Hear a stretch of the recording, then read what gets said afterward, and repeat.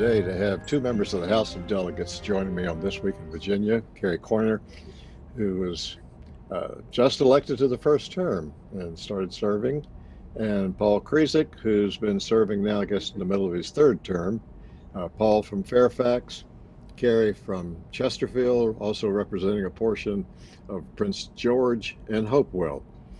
And as I looked at your bios, it's looking for some commonalities. You both are University of Virginia graduates. So the Wahoos are here today. And also I found it interesting that you both, in your first term, Paul, and in Carrie's first term, you both served on county, cities, and towns. And as Paul, so you got that local government connection, and one more that I'll toss in. You both have law degrees.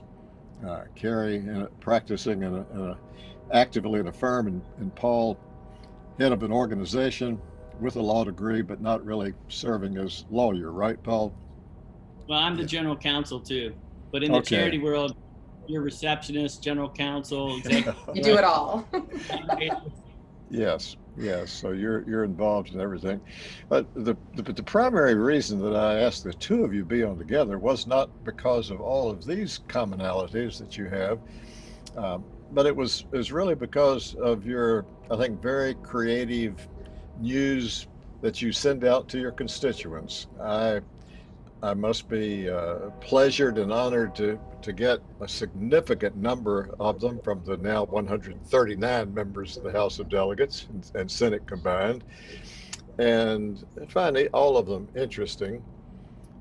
But I would say that, without getting myself in any trouble, I think that yours two stand out with the kind of information that you provide your constituents. And so I wanted us to start the conversation. I'll be quiet and get the two of you talking about the importance of relating to your constituents, not just to the 50% plus who voted to get you elected, but for all of the constituents that you serve in your districts. Carrie, why don't you start, and then Paul, you join in and talk about that, and talk about toot your own horns about the great work that you do with your news. So Carrie, let's start with you. Well, first, David, thank you for having us, and it's a pleasure to be with Paul. We don't serve on any committees together, so we don't get to interact that often, but you figure out watching people who you can look at and rely on for things. So it's nice to know he's in that friendly corner in the back on the other side of House Chambers. But, being my first term and then coming right out of session into COVID, where everyone all of a sudden was on lockdown and there was a whole lot of fear, my communication really started from how do I help reduce fear among people. And with how much information about what was happening, applications for businesses to get access to grants and to funding, unemployment, how do I use the skills that I have really as an attorney, as a good communicator, to take very difficult information and synthesize it down in a way that was easy for people to take in and then use. So I developed, when we got out of session, a series of email groups, and I had COVID emails for individual citizens, really focused on things that your average person would need synthesized to understand what was happening. I did a separate email list for COVID for businesses, how to apply for grants, what the rules were, what was changing. And then I had what I'd always been doing, which had been my legislative updates and then weekend review. And I have always really ensure that those stay nonpartisan. I represent everybody in my community, not just Republicans. And so those are really, I try to use those, especially during COVID, as the things that are glass half full that are still happening in our community, and trying to showcase for people, despite the fear and the things that feel really difficult, there's some great things still happening. So I made an effort to keep those kind of lines of communication open, really because I'm a people person and not getting to be able to be around them. How do we stay connected? So that was my method to my madness. Right. Well, thank you. Paul. Well, it's interesting because I got to that same place that Carrie's at right now with realizing that these newsletters are somewhat of a lifeline to our constituents, especially when they're home and isolating and staying quarantined as much as they can and being careful during this COVID crisis. But that's not why I started the newsletters. So back when I was running for office, I've been active in the community all my life, and like Delegate Coyner, I come from local government. I was a housing commissioner, and I also worked on the Hill for a congressman who told me how important constituent services and how important communications were. And so I took that to heart. But I also had donated a lot of money to campaigns over the years. So I was getting emails from everybody and newsletters prior to that, before the email days. And so I kind of knew what I wanted to do. And I kind of I took from best practices from some of the better newsletters. And when I was elected, I knew right away that I wanted to do a newsletter. And being in the minority, and I was a severe minority, I was only one of 34 members. And by crossover, I was pretty bored. There was, not much going on that, being in such a minority. And it was great time for me to really to hone my newsletter craft and figure out how I wanted to do it. And I decided right away that I wanted to do a weekly newsletter. And not everybody had been sending, and I'm not sure, it'd be interesting to do a little survey now to see how many people do weekly newsletters. But I had at that time 2 weekly newspapers. And so it was kind of crazy because the newspapers wouldn't, so right away I did a column for the newspapers. And so I was making sure I had a column in each newspaper, and the papers didn't like to have the same column, right? So even though they're both weeklies and they were starved for information sometimes, I would write 2 columns, and then I had all this information left over, and I was like, well, I got to do something. So the following week I put it in my newsletter. And in the beginning, of course, I had like a handful of people even reading the newsletter. I only had like 100. I think it was just my friends and relatives, and maybe a couple hundred people on it, and the first donors and everything. And so it was hard just to grow the newsletter list. But once we were in the majority, that list blew up now. And I didn't realize, and it's funny because you don't recognize that when you're writing for the audience, and Carrie's got an interesting strategy, which is having 3 different kind of buckets, 3 different audiences, and trying to do that. I gave up on that right away because I was trying to do that. My aide almost quit on me. The funny thing was, one day, this is a funny story, I shouldn't tell this story, but Senator Wexton had a really good newsletter, and I thought hers was great. And so I forwarded it to my aide, and I said, let's do something like this. So he sends me a newsletter draft, because I don't understand the technology. I mean, that's one thing. My aides have been great. They do all the emailing it out. I can't do that. But so he wrote it all up and he sent it to me, and it was verbatim, word for word, what Wexton wrote. And I said, no, we can't do that. I was like, we'll get in trouble. That's plagiarism. But so anyway, so it was the formatting I liked and some of the way she did it. But so my column, or my newsletter, is a little bit unique in that what I have is a column. I have a newspaper article, if you will, usually 500 to 750 words. And that's the beginning of my newsletter. And then I go into a lot of the other stuff. And I do try to keep every single newsletter bipartisan, because right away I realized everybody was reading it, and in the district and outside of the district, even the Republican leadership. I think Speaker Howell read it one time. He was talking to me about it. So I try to, and like Carrie, just to really be not just interesting, but informative. And being in the General Assembly, we learn so much. I mean, I've learned about Wallops Island and the space rocket. I mean, I have constituents today that have no idea we have one of the 4 launching pads in the United States is here in Virginia. And so I'm going to be doing a column on that pretty soon. But I've done columns on all of on the museums of Virginia, the state parks of Virginia. And also I try to highlight things, of course, in the 44th district too. And whether it's a small business or a little museum or something like that, or a park, they like that too. And Carrie, I'll just call you my first name's Carrie. Yeah, of course. I noticed that you even give a shout out to the local food markets and things that are happening. It's really I think a fairly unique mixture of information that's in your newsletters.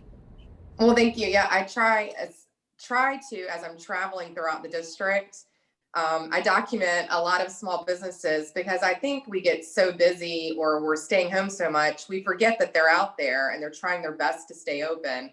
So I've tried really hard every week to at least highlight in my weekly newsletter 2 small businesses, mom and pops, that are still working every day and are doing great things. And so it's been fun, and they're excited because when I tell them a lot, I'm shocked how many of them actually read it now. I'm like, wow, it's great. You look at it. But it does seem to help, and people are reminded these folks are still out there every day, keeping our economy going and people employed. So that has been a positive I've been able to highlight for people. We're going to make sure that, go ahead, I Paul. was going to say, I kind of, in fact, I'll start doing that next week. I take the best of everything.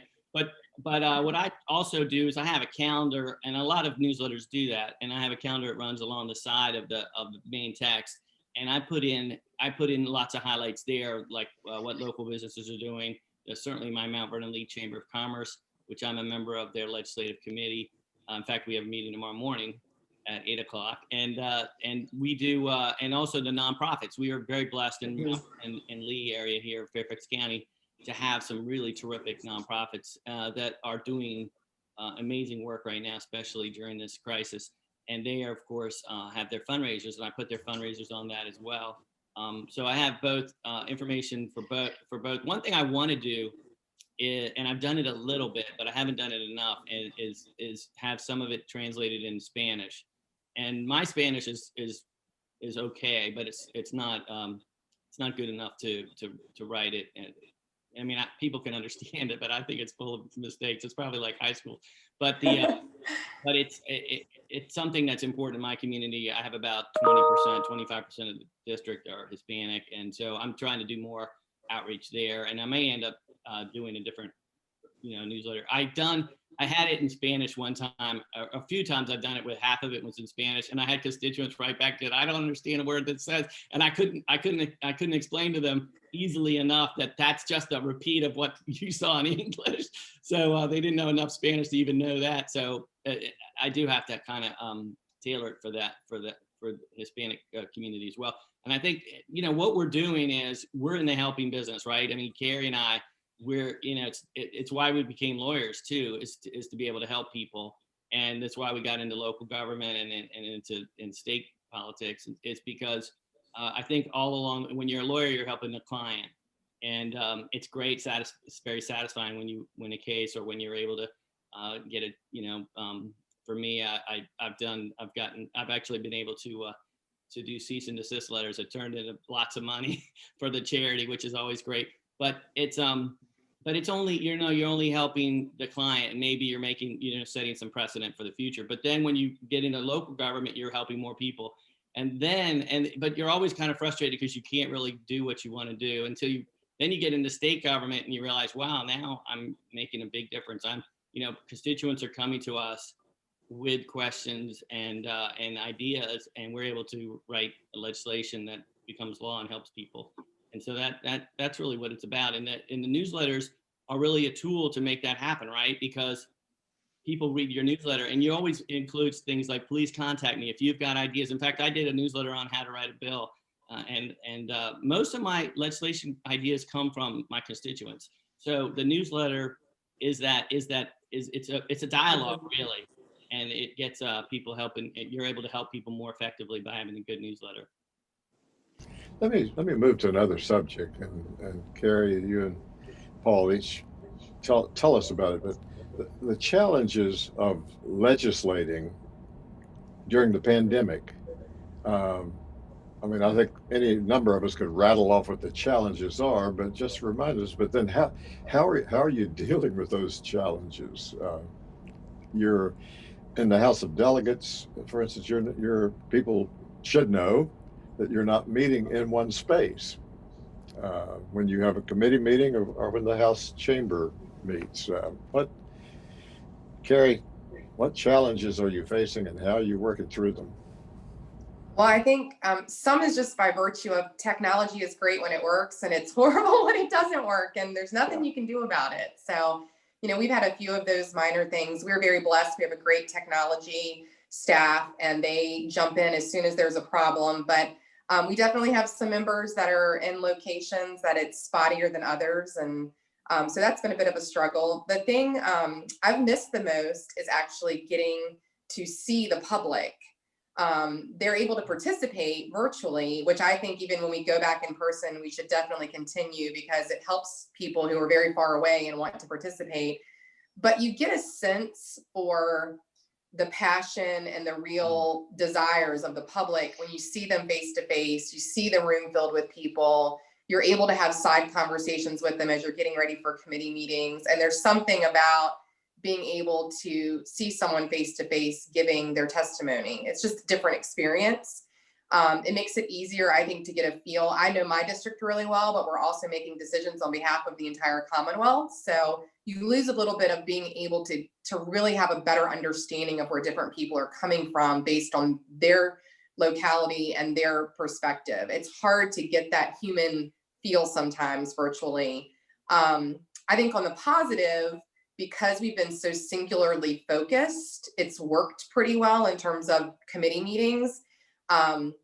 I'll say a challenge I'm worried about if we stay in this going into regular session, we're all running in and out of committee meetings constantly during regular session. You're assigned, a lot of people are assigned to so many committees.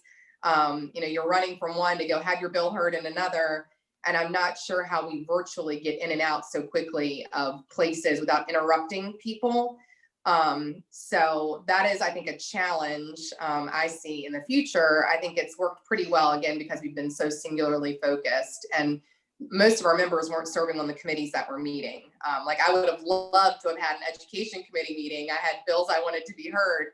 But again, I think when you start adding virtually more committees, you start making it harder for the body to function effectively. So that would be a challenge going forward, I see, that we have to figure out.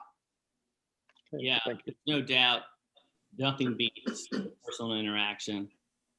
It would be great to be with the two of you right now in the studio and being able to, to chat. And then when we have breaks and, the chit chat that you get. And there's so much that goes on behind the scenes too, just walking the halls, talking to the lobbyists. I actually miss the lobbyists, but it's not just our constituents and the general public too.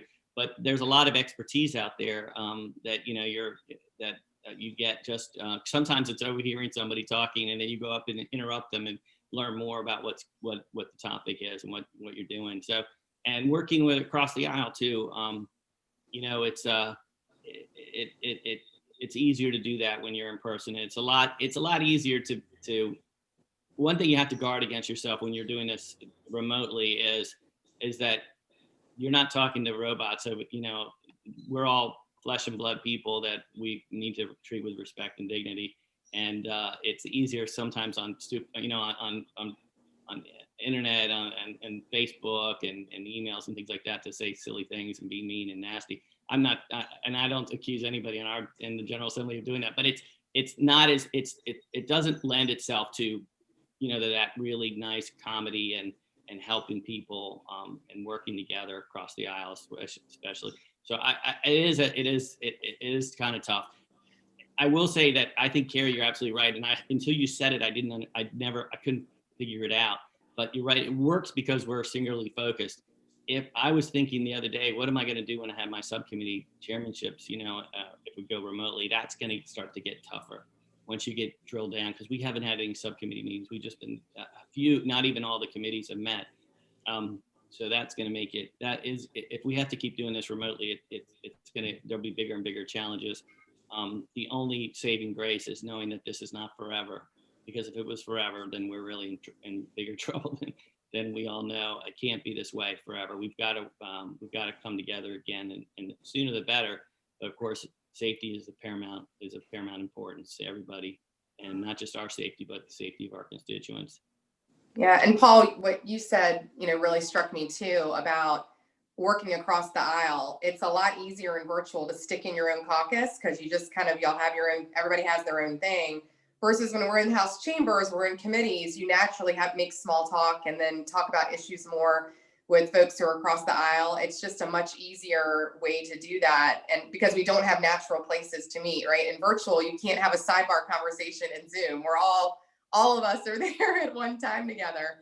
So I think that's where a lot of relationship building and trust happens. You're able to get to know people and build those relationships. And being a freshman delegate, that was really important to me during first session. I learned a lot from interacting with people and getting to know people more and figuring out, all right, who kind of does similar to how I hope to be. And it's harder to get that feel and watch it, especially as someone who's new to the body. We benefit, I think all of us who are new, getting to watch others interact with each other, and we learn from that. And so that is something I miss during virtual. There is a learning experience we get from watching you all who've been there interact with one another and how you handle yourselves. And I think that's going to be really hard. And if hopefully we're back to normal by the time we get to another session, hard for us to continue learning as we grow and being good delegates. Yeah, I mean, there's little nuances too, David. I'll tell you, like I was testifying last session in a committee, full committee hearing. I got my bill out of the sub, and there was 2 or 3 Democrats, I think 3 Democrats missing because they were in some other meeting and they were running late. And so the majority of the people on the dais there, the committee, were Republicans. And my bill it wasn't really a partisan bill, but you know, it was one of those bills where it's easy to vote against if you're a Republican, and it wouldn't matter so much if you voted for it. But it wasn't a caucus position, I don't think. I hope not. But it was funny. So I made my presentation, and everybody asked some good questions, and I thought I answered them really well. And the Republicans asked me some tough questions. Actually, you know what it was? It was about another bill from my constituents regarding hunting. Not really hunting, because the Fairfax County, on these 2 creeks in my district we have that go into the Potomac River, there used to be years and years ago, there used to be hunting with duck blinds, and that was before the population kind of infilled and lots more houses around it. And now it's really, it's lots of, suburbia right around these creeks, and you can't really hunt safely. But what was funny is, so it's against the rule to hunt, but it's not against the rule to put up a duck blind. And somebody last year put up a duck blind, and of course the community went bonkers. They're like, "What? A duck blind? That means hunting's coming, right?" And I guess the duck blind owner didn't realize he couldn't hunt there, and so he wasn't going to ever be able to. But we couldn't let people be building duck blinds and scaring the community. So so that was my law to if you can't hunt, you can't build a duck blind, something to that nature, you know. And it was going to go down. The Republicans were all voting against it. Democrats were all voting for, but the Republicans had the majority. And so I'm there at the dais, and I looked over to the right, and I'm looking up at my Republican friends. I had 3 or 4 delegates that I've worked with a lot over the years, and I knew that they knew how important this was, because I had worked the bill ahead of time. I had talked to every single member, you know, and that's another thing that's really difficult to do when you're not in person. And so everybody knew how I felt about it, and they knew this was for my district. And so a couple of them changed their vote right before at the end there to keep it alive, because they knew it was going to die. And so that's the kind of thing you don't get, you know, that little nuance, being able to look over and spend that time with them. But I'll tell you one good thing is, and even with me, I had a bunch of bills. I mean, I was ready to introduce during this special session, and the closer I got to special session, the more I realized, no, this is not the time for it. And we want to make this fast and easy, and we don't want it to go, and it's not going to be able to go through subcommittees or you know, all the committees we want to see. So a lot of us just did not put them forward. And our speaker, you know, she said, no, we don't want that bill. That's not time for we have a special focus on this special session. But yeah, so that's the good news. But nothing beats being in person. There's no doubt. And being Richmond, it's a beautiful city, and it's a beautiful capital, and it's just every day I'm in there, I pinch myself how lucky I am to work with so many incredible people, and to be in such a historic place. Well, I really want to thank each of you. We could talk for hours, but I know that you have other schedules, and I appreciate the time you've taken. We're going to make sure that your contact information is up. And I know you would join me in encouraging people, if they're in other parts of the Commonwealth, their legislators have put out news releases, newsletters, news information. You're not the only two by any means, and to get on the list. Doesn't matter whether you voted for the person or for somebody else who is running for the office. You owe it to yourself as a citizen of the Commonwealth to be getting the good news that you can get from your legislators. So I want to thank each of you very much. Wish you to have a good day, and hope that you get through this special session well before the next session starts on January 13th. So thank you very much. Thank you, David. Thank you, Carrie. Thanks, David. Bye, Paul. Bye-bye. Bye.